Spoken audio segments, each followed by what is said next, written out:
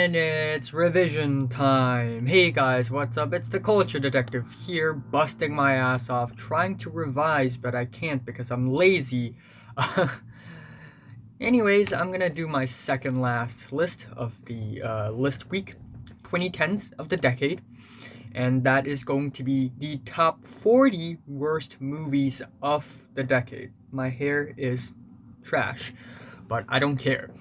So, yes, originally I wanted to do a top 50 worst movies list, but I realized that I don't watch enough bad movies, and also I want to offend as few people as possible. So 40's a lot already, 40's a lot. What more can you ask?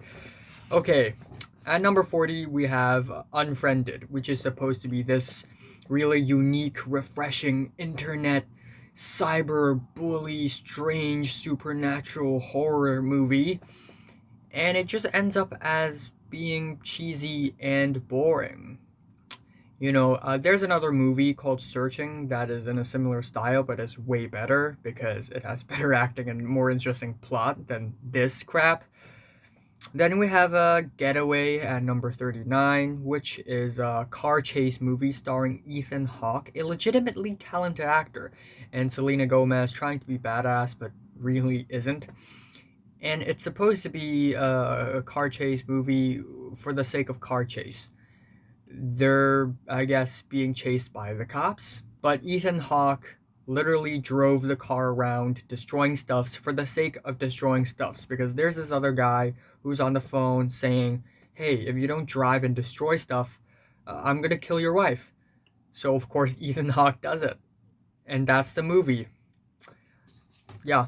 And at number 38 we have Paranoia, which is a movie that's supposed to be about paranoia, but it actually isn't, because every time Liam Hemsworth in the movie is like, "Oh, I'm getting followed," he actually is. So it isn't paranoia. It's just human instinct, and it's actually this very crappy cliche movie about two giant tech companies trying to steal information from one another, with a lot of banging and yeah, and it's just a really dumb, cliche, corny espionage movie that is just kind of boring. And then at number 37, we have The Bye Bye Man, which is a hilariously terrible horror movie. And the CGI here is absolutely horrible, and nobody can take anything seriously in the movie. The plot is cliche. I mean, the monster itself, the Bye Bye Man, really. And then at number 36 we have Tall Girl. Tall Girl, and the story is about a girl who is tall, and it's just one of those teen high school movies that just piss me off so much. These high school movies where, these little things like extra assignment, tests, and exams, being tall in the school, and the characters are complaining about it, like it just pisses me off. Anyways, I forgot to say that this movie did Swedes dirty. Anyways, 35, gotta give it to The Snowman, which is another one of those hilariously bad, but also at the same time boring movie. The plot tries to be complicated, but it really isn't. It's just dumb, is what it is. And yeah, I think Michael Fassbender's in this movie. What are you doing here, man? Maybe it's a contract thing. Maybe people are holding a gun in front of Michael Fassbender's head saying, if you don't do this movie, you can't do that other big artsy movie that you want to do. So he's doing The Snowman. At number 34, apparently this movie exists. I don't really know that this movie exists until recently, and that is The Passenger, which is an which is a Christian movie about, you're gonna go to heaven after you die if you trust in Christianity. But it's disguised as an airplane crash tragedy movie with all these character flashbacks that you don't really care for because none of the characters are all that, interesting or rootable. And then I think Nicolas Cage is in this movie and he overacts his ass off. And yeah, it's bad. And I don't mind a Christian movie, to be honest, but when it is disguised as this emotional epic tragedy, come on, man. 33, Truth or Dare. It's got to be one of the sloppiest and dumbest horror movies of the decade, where they play Truth or Dare, literally the dumbest game, where a bunch of middle schoolers would form a circle and play the game. Well, a bunch of adolescents play the game here, and if they pick truth, they gotta tell the truth, and if they pick dare, they have to do the dare. Otherwise, the Truth or Dare monster is gonna kill them. Yes, that is the movie. And every time they get possessed by the Truth or Dare demon, they have these super cringy smiles. Well, what is that face, man? What is that face? 32, Conan the Barbarian. Just a very generic, redundant, repetitious, ancient, sort of barbarian movie with a lot of fights, really jacked main character played by Aquaman. I gave this movie a review. Go check it out. Yeah, everything about this movie is just so choppy, but yet so illogical. And the main character is basically Mary Sue. He's never beaten before. He's never defeated before. It's either that the villains decided not to fight him, or he wins. That's the movie, and it's so choppy. It doesn't make sense. Okay, 31. 50 Shades of Black, which is basically a spoof movie for 50 Shades of Grey, which, of course, is a terrible movie. And of course this movie is bad. It's bound to be bad when it is based off of something so terrible. And it isn't even the funny parody bad. It's not funny. And it's reasonably unfunny. Anyways, at number 30, gotta give it to a video game based movie, and that is Silent Hill Resurrection. Yeah, everybody knows that video game based movie is a terrible idea.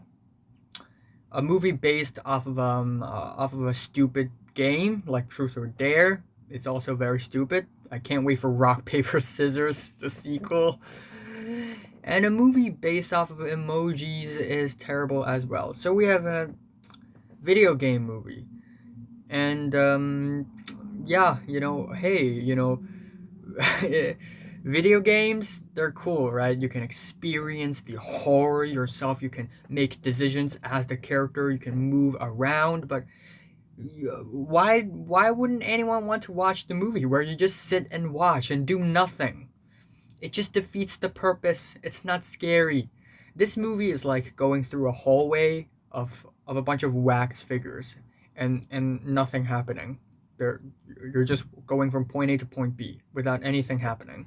It's boring, it's dumb, and it's boring. And at 29, I'm giving it to Playing with Fire, which is apparently not a very popular movie, but it came out very recently, and it is a John Cena and Keegan-Michael Key movie about firemen, except it's a comedy, and it's for kids because kids, they love poop jokes and poop jokes and poop jokes. There are so many poop in this movie. It's yeah, that is the level of comedy that we're at. Poop. And then at number 28, we have The Nutcracker and the Four Realms, which is supposed to be this Alice in Wonderland kind of fantasy movie, and it's boring. It's god boring. And on top of that, we get some of the worst over-the-top performances here that are just hilarious. I get it, it's for kids, but still, it's cringy. Whenever those over-the-top moments happen on screen, it's pure cringe, okay? You can just stop. And then we have, at number 27, we have Replicas, which is a Keanu Reeves starred sci-fi, and it is apparently a movie that's supposed to be released in 2017 or 2018, but it just didn't. And I mean, Keanu Reeves is a really good guy, but damn, he's not good in this movie. And the plot of this movie is terrible. It's basically two separate movies smashed into one, without any rhyme or reason, without any solid, significant connection whatsoever. It's basically a guy who's trying to revive his family after a car crash, and this other company trying to, I guess, put human consciousness in computers and robots. And everything's cheesy, it's slow, it's sloppy, the production is very bad, and it's one of the worst movies last year. And at number 26, it is Chip, the buddy cop movie. And you know what's up with buddy cop movies. Cheesy, cringy jokes that barely land. Actually, in this movie's case, doesn't land at all. And it's just a kind of buddy cop movie that is completely miscast. The actors and their own characters, they don't match at all, and it's a buddy cop movie, and the characters supposed to have chemistry, they devoid of chemistry at all. And it's just a really, really painful watch because it's so bland, it's so unfunny. The characters, they're not interesting, they're not well acted. Nothing's good about this movie. And then at number 25, I have to give it to Robin Hood. Yes, Robin Hood, another movie about Robin Hood in the 2010s. Yes, this movie is real. And it's this over-the-top, badass, violent Robin Hood movie that's so overly dramatic. It's hilarious. It's funny. Watching this movie is a lot of fun, but not for the right ways. Not for the right ways, I have to say. And at number 24, we have a movie that gives me headaches, Legion. And the first time I saw it, I was a kid, and I was just terrified by the crazy demon-possessed grandma. But after the rewatch and after the ending, I realized that this movie is a really, really bullshit movie. I mean, yes, it's bound to be ridiculous. This random rogue angel goes to Earth and tries to save humanity against a bunch of demons. And the angel is played by Vision. And the ending is just so underwhelming. And there's supposed to be this twist at the end, but I guess it really isn't. And at number 23, pretty much in the same spirit, because Vision plays another religious character and protects humanity against a bunch of demons, once again, trying to be badass, trying to be protective, but this time he's not an angel, he's a priest. Yeah, so it's a pretty similar movie. Nothing to expect from the movie other than crappy action sequences that are very shaky, and you can't really see what's going on. Plot points that don't make sense at all, don't even feel like it's trying to make sense. Pretty sloppy. And then at number 22, I have to give it to 9 Lives, which is a movie where Kevin Spacey turns into a cat and realizes how important family is. And not only is this movie epically boring, it's epic. So boring, it's epic. but also just the crappy, cheesy, cliche humor that's supposed to be for kids, which is strange because the ending of the movie is such a jarring change in tone. Uh, it's not for kids. And of course, Kevin Spacey phones it in. Not really well acted. Really dumb plot. With it again, the ending. What the hell? What the? It's just this really crazy change in tone. It's ridiculous. Terrible movie indeed. And at number 21, it is Ouija, which is a movie based off of the demonic board game. Is it even a game? Ouija, where we get the Ouija board and this lens thing, and you go to a dark room and you sort of ask the demon, the evil spirit, to come out, and the evil spirit's gonna move the lens thing and it's gonna like answer questions and stuff.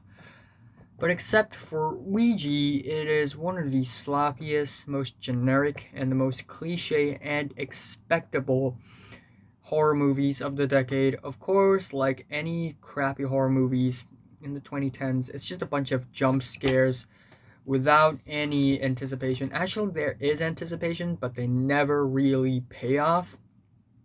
The acting is bad. Every single scare in this movie feels super cliche, and it's like we've seen that scare a million times before. It's not even scary anymore.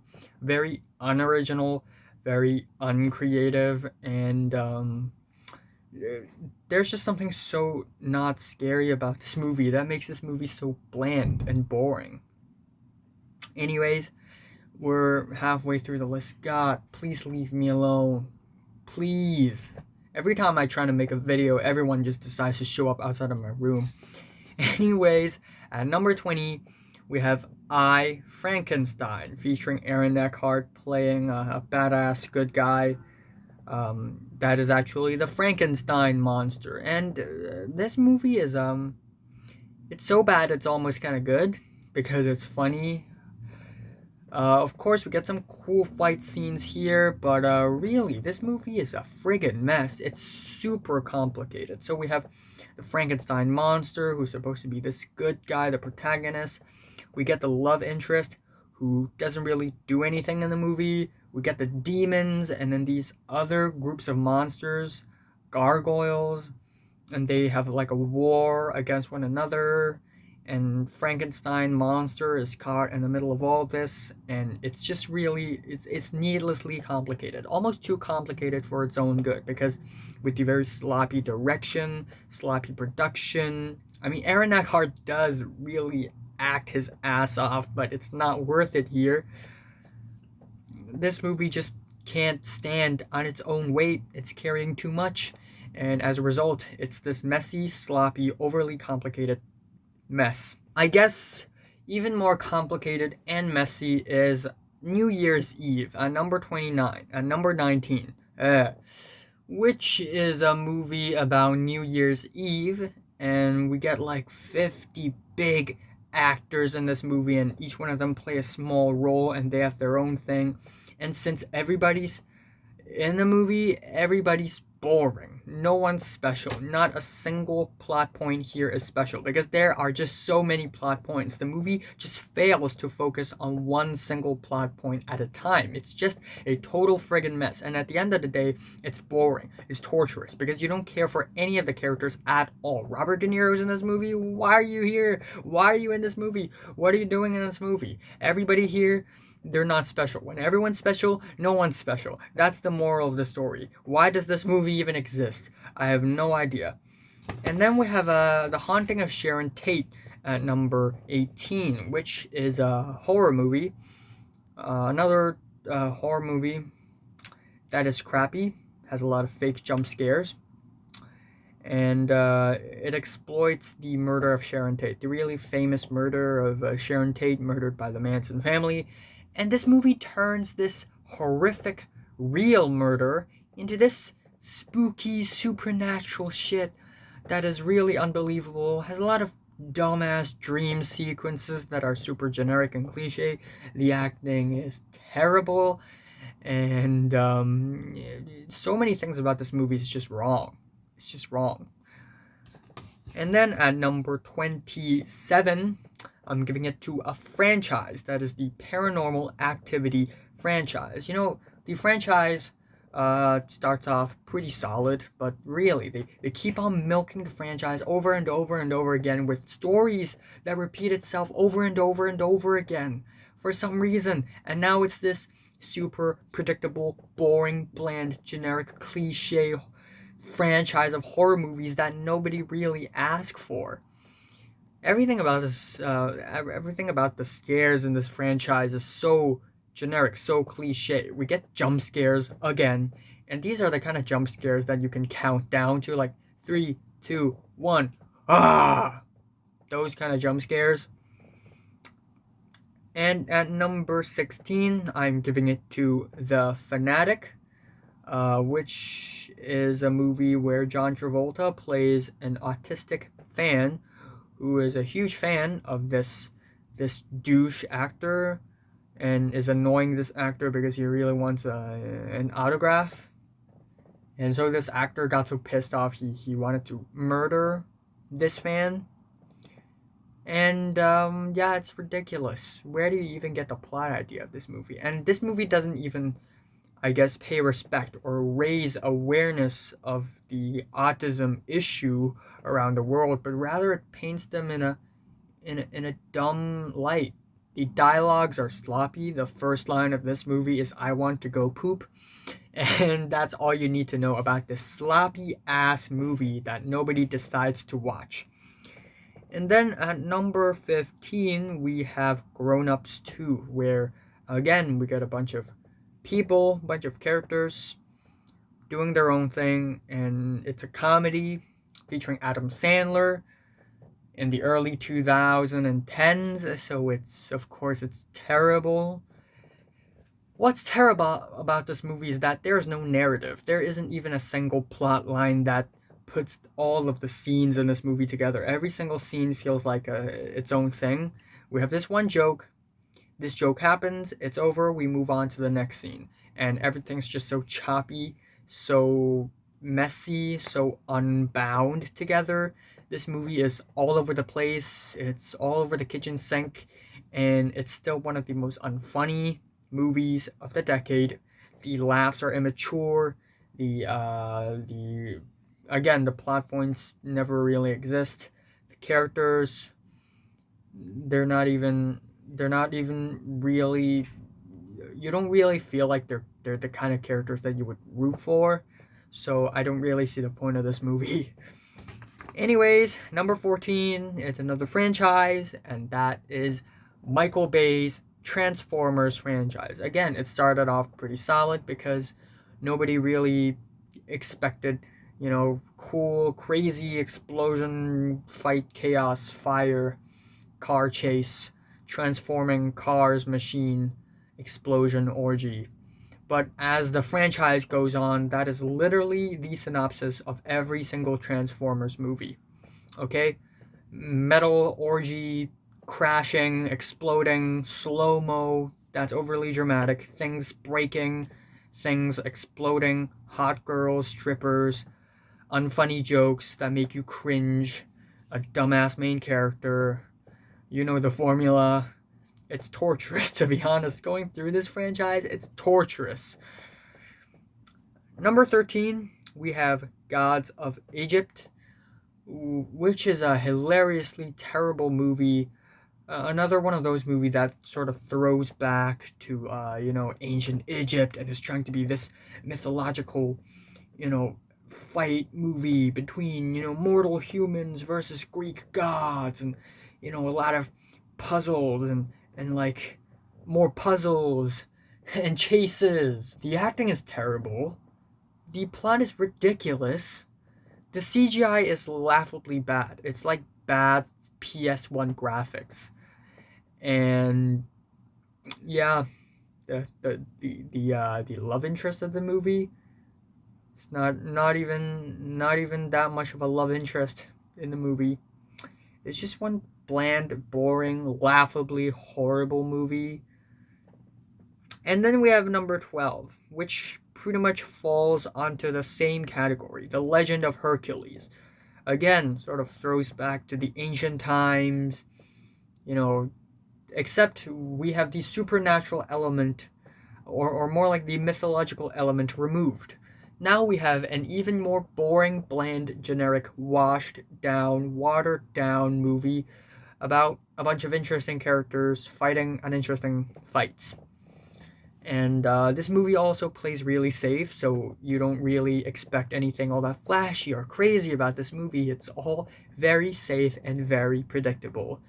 The acting is ridiculous. The main character's dad is like this super angry, I am angry person, and his brother is like, I'm evil. I'm an evil person. That is the movie. And at number 11, very notorious movie that is Cats, where they have this movie adaptation for the very amazing musical that is Cats. And first of all, it looks horrifying. It's supposed to be a family-friendly Christmas movie. And if you bring kids to watch this, they may leave the theaters in tears. And they may have nightmares for the rest of the week. Because it's unnerving. It's honestly disturbing. This movie is disturbing. There's a cockroach scene, and they all have human faces CGI'd on them. And then we have the cats themselves with human faces CGI'd on them. And it's horrifying. It looks so bad. And then we have the characters. None of them matter. There is no plot in this movie. It's just a bunch of dance numbers stringed together really loosely with no plot at all. This random cat shows up, cries, and then disappears. Taylor Swift shows up, sings a song, disappears. This other cat shows up and actually literally disappears. And Judi Dench is in the movie, and I guess she plays the cat queen. And at the end, she and the main character, they sort of meet one another. So I guess it's a happy ending. And then suddenly all the cats were on a boat. It really makes no sense. Nothing makes sense in this movie. And it's the worst movie of 2019. And then at number 10, it is Norm of the North. This movie is torturous because this is one of those crappy comedy movies. I've already named a lot of those crappy comedy movies of the decade, but this has to be one of the worst because not only are the jokes cringy, dumb, immature, but also it's an animation. And it's terrible. The animation itself is terrible. Like, if you slow down this movie, you can literally see the really unnatural graphics of this movie. And every single scene, transition, is a crossfade. It's a stupid crossfade. Where did all these dance numbers come from? And then we get these 3 hamster sidekicks, which I guess are supposed to be comedic relief, but they're so annoying. They're so obnoxious.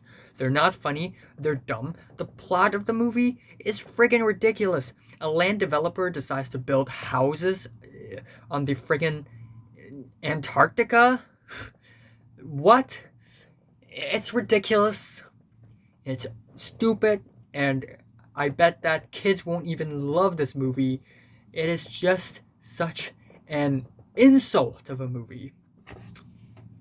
Even more of an insult is at my number 9 place, and that is Fantastic Four. They made another remake of Fantastic Four, and it's such an insult. It's such an embarrassment for the MCU. It's just so terrible. Either it's boring, or it's straight up dumb and ridiculous. The CGI is terrible. The acting, I guess we have some legitimately good actors here, but they're so underutilized. The dialogue is so bad. And, this movie is supposed to be scientific. It's supposed to have, science in it, have knowledge in it, and they're so inaccurate. At least write the script so that it sounds like it makes sense, but no. The signs here, they're so off. They're so inaccurate. And then we have Victor Van Doom in this movie, who doesn't show up until the last 20 minutes in the movie, and all he does is walking.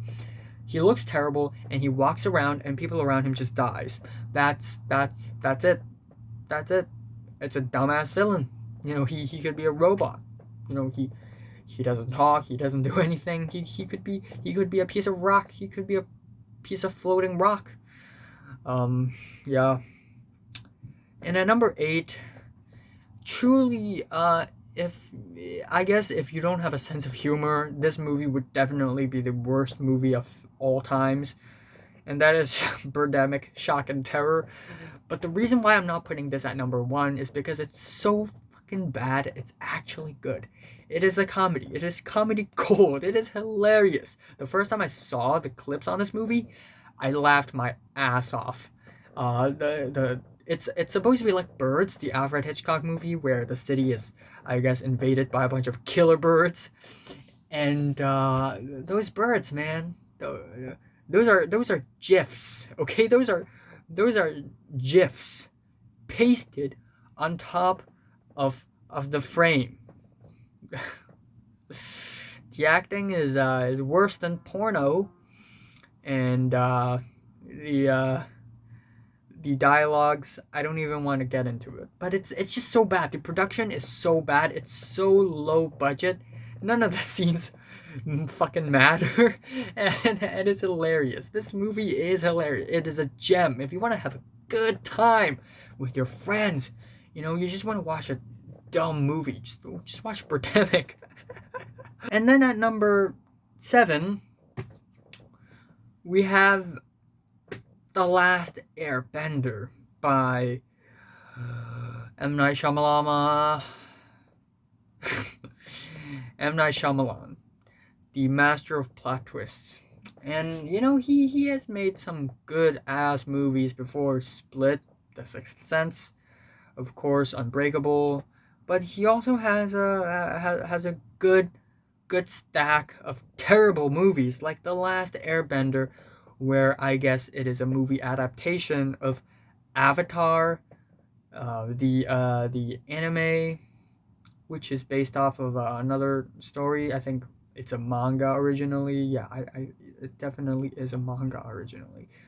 But now it's a movie version with white people playing the leads. Fantastic, but that's not the main reason why this movie sucks ass. Every single scene, there's some sort of error, no matter it's bland, monotone, robotic acting, or it's just ridiculous, unbelievable plot, like 6 men marching very furiously just to throw a piece of rock about yay big.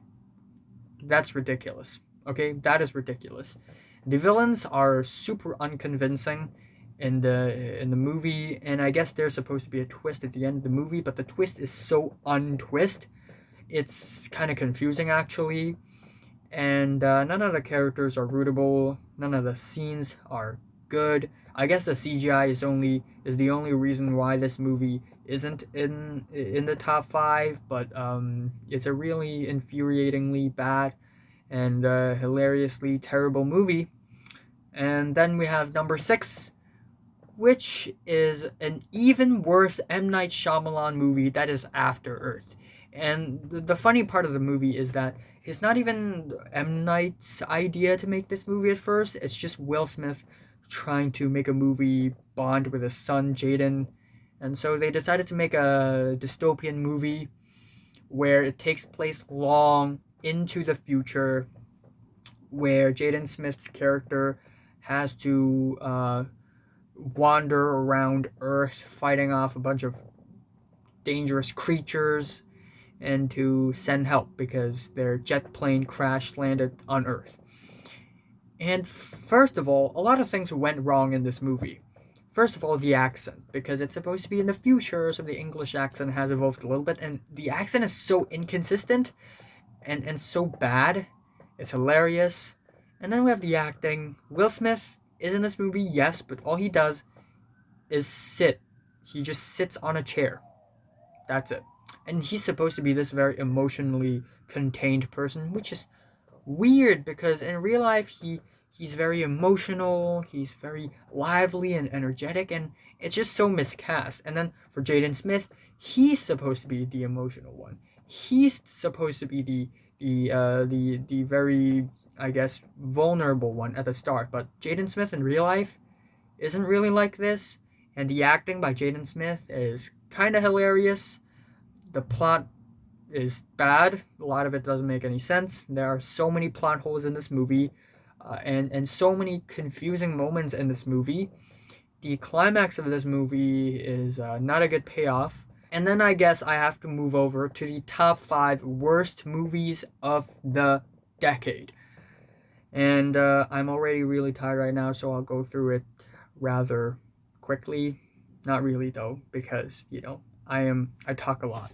So at number 5, we have the god awful, the terrible, the notorious, infamous Twilight Saga. And since the first couple of Twilight movies are in the late 2000s, so I'm talking about Eclipse and Breaking Dawn. And it's a movie adapted from novels of the same name, Twilight, about vampires and werewolves, teenage vampires and werewolves, love interests, fights. Yeah. And the novel themselves are bad. Okay, I'm saying it right now. The novels themselves are terrible.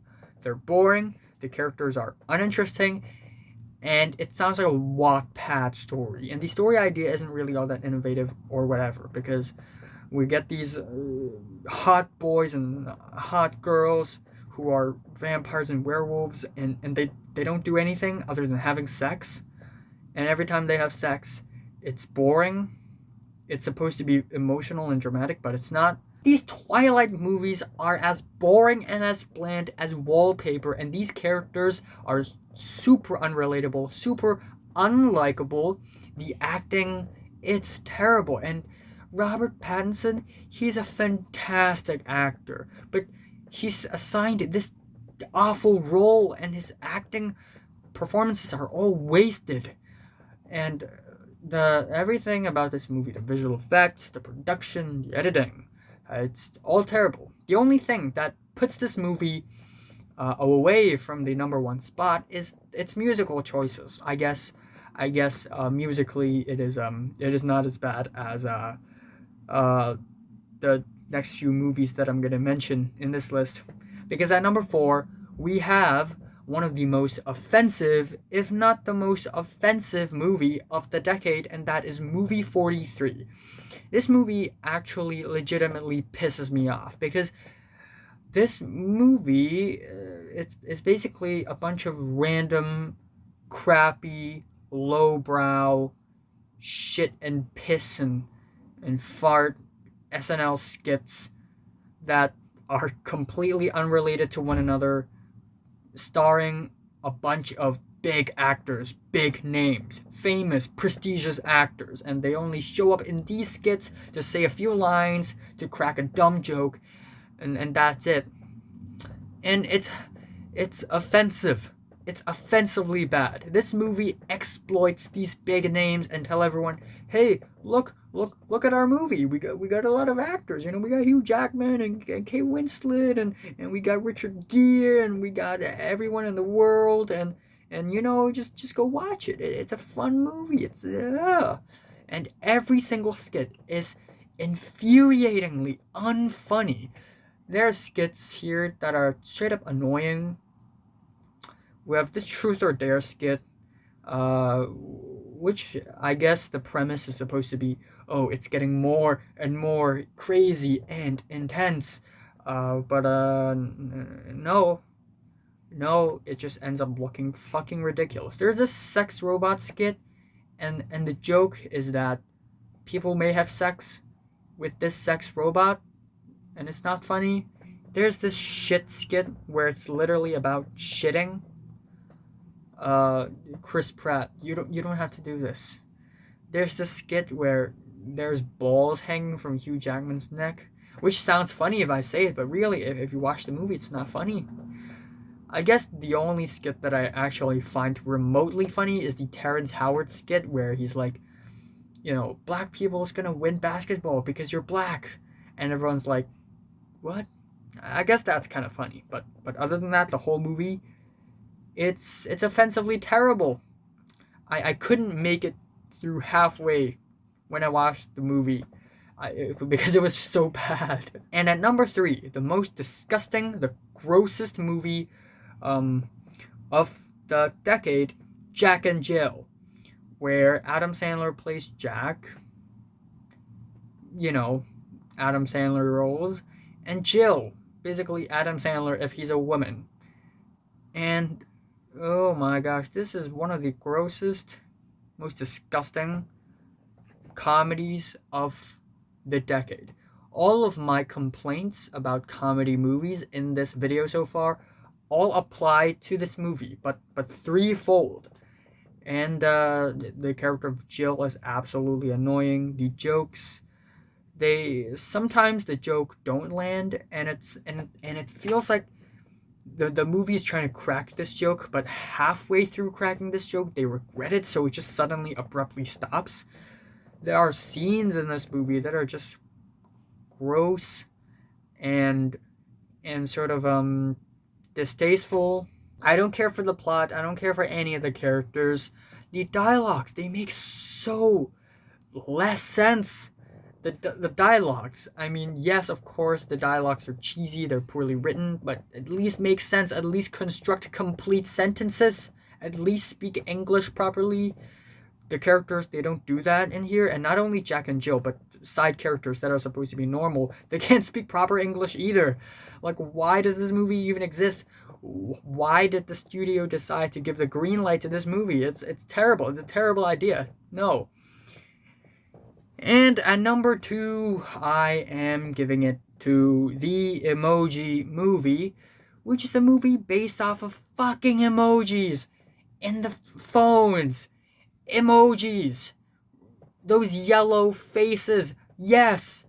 And those other, little things. And, it's emojis, they're a cool thing. They're a cool invention. When you're texting your friend and you want to express a certain emotion, but you don't want to type that many words, just, send an emoji. Say, haha, that's very funny. Send a crying, laughing emoji.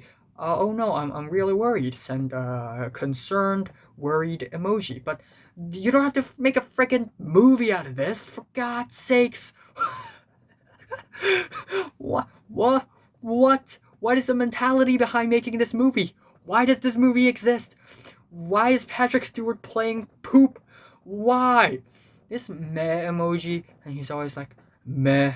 And I guess in this movie, he's about to be, he just has to do a mission here. In this movie, he has a love interest, which is supposed to be this emo, cool girl, and it's cringe. I guess what makes this movie offensively bad is that it is basically one gigantic ad. Ads, actually, because in this movie we get, Candy Crush and WhatsApp and Facebook and Angry Birds and whatever, just apps and a phone, just online, just websites and stuffs and Windows applications, and it's just a bunch of shitty clusterfuck internet cameos. Like, why? And then we have the ending where it just ends off in a very shitty, dumb dance number.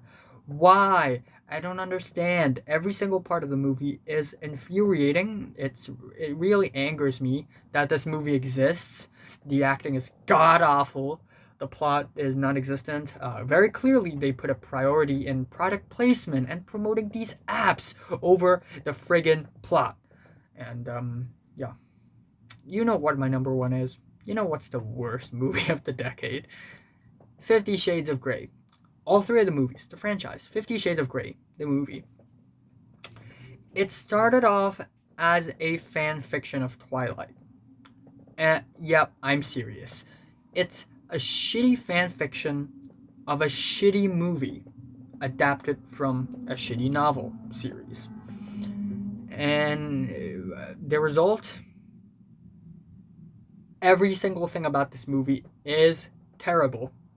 And what's the worst thing about this movie is that, it could potentially be so bad it's good, except this movie is not so bad it's good, because this movie isn't hilariously bad.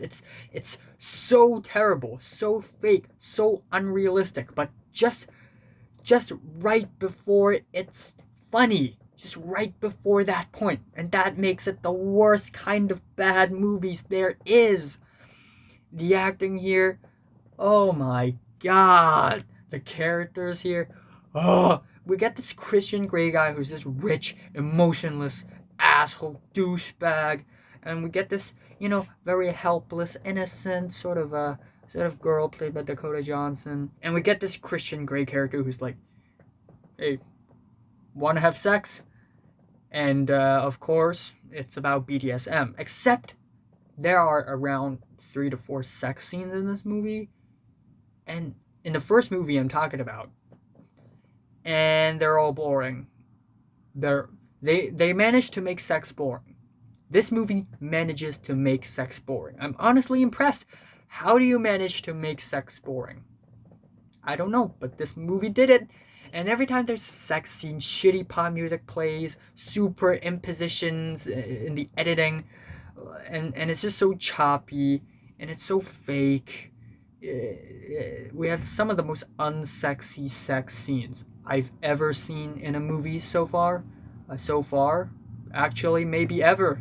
There's so many generic cliche ass scenes that would just give you migraines.